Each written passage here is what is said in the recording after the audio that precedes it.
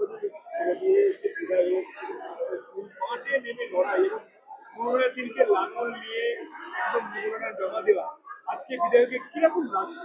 দেখুন, আমার বাবা ছোট থেকে আমায় শিখিয়েছে। আমাকে যখন মাঠে আমি যেতাম ক্লাস 9-10, তার আগে আমি মামা বাড়িতে ছিলাম। তো বাবা আমায় শিখিয়েছে যে হাল ছেড়ো না, চাষির ছেলে হাল নিয়ে থাকতে হয়। তাই আমি হাল নিয়ে নমিনেশন করতে গিয়েছিলাম। আর আমি হাল ছেড়ে দেওয়ার ছেলে নই। আমার সাংবাদিক জীবনে আপনারা দেখেছেন যেভাবে আমি হাল ধরে, টিপ ধরে, মাটির সঙ্গে থেকে যেভাবে আমি সাংবাদিকতা করেছি, মানে করার সুযোগ পেয়েছি। আমার কাছে প্রতিকূলতা এসেছে, কিন্তু আমি মাথা নোয়াইনি।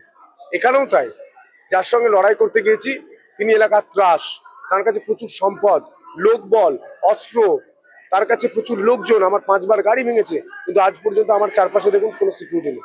লাগেনি, কারণ মানুষ একজোট হয়ে গিয়েছে। মানুষ বলেছিল এবার পাল্টাবে।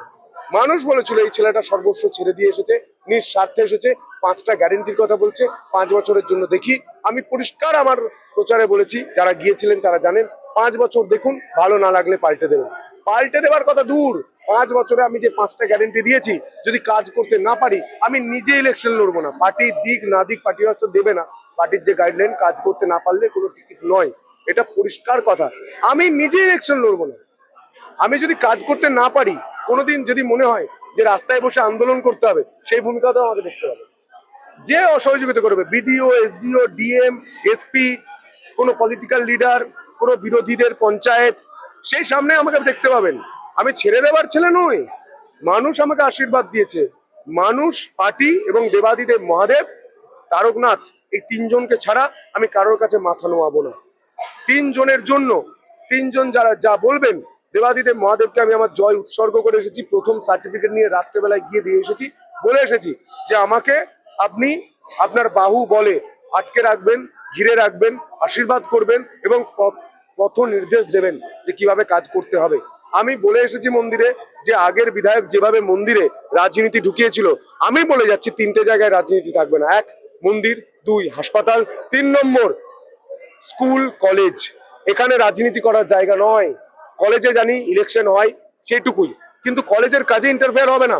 আমি আজকে হাসপাতালে গিয়েছিলাম, গিয়ে দেখছি এটা হাসপাতালে মানুষ চিকিৎসা করাতে আসবে না হাসপাতালে মানুষ মরতে আসবে। অনেকেই হসপিটালের উপর প্রচুর অভিযোগ, কিন্তু আমি গিয়ে দেখলাম ওনাদের কিছু করার নেই। আমাদের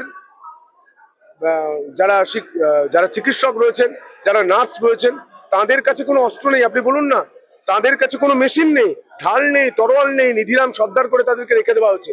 আর চারিদিকে নীল সাদা রং। আমার যে গ্রুপ আছে সেখানে ছবি পাবেন, চাঙড় খুলে যেখানে অপারেশন থিয়েটার, সেখানে জল পড়ছে।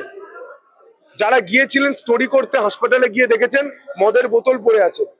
চারিদিকে জঞ্জাল, হসপিটালের পাঁচিল ভাঙা, কোনো সিকিউরিটি নেই, কোনো ব্যবস্থা নেই, কোনো সিসি ক্যামেরা ঠিকভাবে নেই, থ্রেট কালচার চলে। অভয়ার মতো ঘটনা ঘটার পরেও, অভয়ার মা এখানে দাঁড়িয়ে আছেন দেখবেন, অভয়ার মতো ঘটনা ঘটার পরেও এই সরকার যে সিরিয়াস নয় চিকিৎসকদের নিয়ে, তা আজকে আমি দেখে বুঝতে পেরেছি। আজকে আমি ওনাকে বলে এসেছি 6 মাস সময় দিন। আমি আপনাদের সমস্ত যা যা বলছেন এগুলো যদি ফিল আপ করতে না পারি, 6 মাস পর আমাকে বৈঠক করে বলবেন যে এমএলএ সাহেব আপনি বলেছিলেন করতে পারেননি।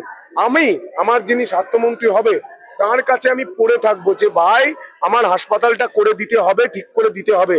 তারপর তো সুপার স্পেশালিটি, আগে পরিষেবাই নেই। আজকে কোনো সদিচ্ছার সাথে কথা হলো রাজ্য নেতৃত্ব এবং যার সবার সঙ্গে, পতাকা নিয়েছে, সবার তিনি সঙ্গে, বললেন কি? সবার সঙ্গে, সবার সঙ্গে কথা হয়েছে।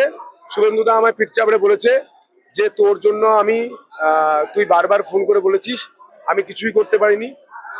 আমি অনেক বোকা দিয়েছি তোকে, সাংবাদিক জীবনেও দিয়েছি, তোর পলিটিক্যাল জীবনেও আমি তোকে প্রচুর চিৎকার করেছি, কিন্তু তুই দেখিয়ে দিচ্ছিস তুই কি ছেলে।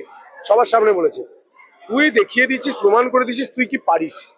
আমরা হতাশ হয়ে গিয়েছিলাম ইলেকশনের 5 দিন আগে। আমার এটা বলতে মানে কোনো দ্বিধা নেই, 5 দিন আগেও আমার কাছে যে রিপোর্ট ছিল তা দেখে আমি কিছুটা হতাশ ছিলাম যে এত পরিশ্রম করেছি তারপরেও এই রিপোর্ট, খুব ক্লোজ মার্জিন।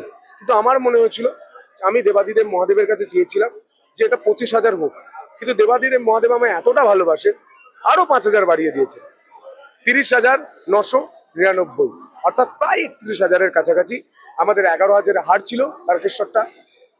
আমরা মানুষের কাছে গেছি, মানুষ আশীর্বাদ করেছে এবং সর্বোপরি মানুষের উপর ক্ষোভ। অনেক সময় তো ভোট দিতে দেয়নি, পাঁচটা অঞ্চল যেখানে আমি পুরো একদম বিস্তারিত বলছি, পাঁচটা অঞ্চল যেখানে 8,000 লিড পেত তৃণমূল, সেখানে 8,000 মেকআপ করে আমরা 5,000 লিড পেয়েছি। একটাই কারণ সেখানে গুন্ডারাজ চলেছে। আমি প্রপার গোটা তারকেশ্বরে বলেছি যে গুন্ডারাজ, মাতাল রাজ এই দুটো চলবে না। রাম রাজত্ব চলবে, গুন্ডারাজ, মাতাল রাজ, তোলাবাজি রাজ এটা চলবে না। এটা পার্টির গাইডলাইন নয়। অনেক বেনো জল যারা পার্টিতে ছিল না তারা আবির মেখে আমাদের কিছু ঘর দৌড় ভেঙেছে। আমি সবাইকে জানিয়ে রাখি আমাদের একজন কর্মীকে আজকে খুব মারাত্মক ভাবে মেরেছে, তিনি হসপিটালে ভর্তি আছেন। আমি মনে করছি হসপিটালে কি অতটা চিকিৎসা হয় জানি না, আমি ফিরে গিয়ে তাকে কলকাতায় যদি রেফার করতে হয় সেটাও করব। আমরা অভিযোগ করেছি 6 জনের মধ্যে 3 জনকে তুলেছে, 3 জনকে নাকি পুলিশ খুঁজে পাচ্ছে না।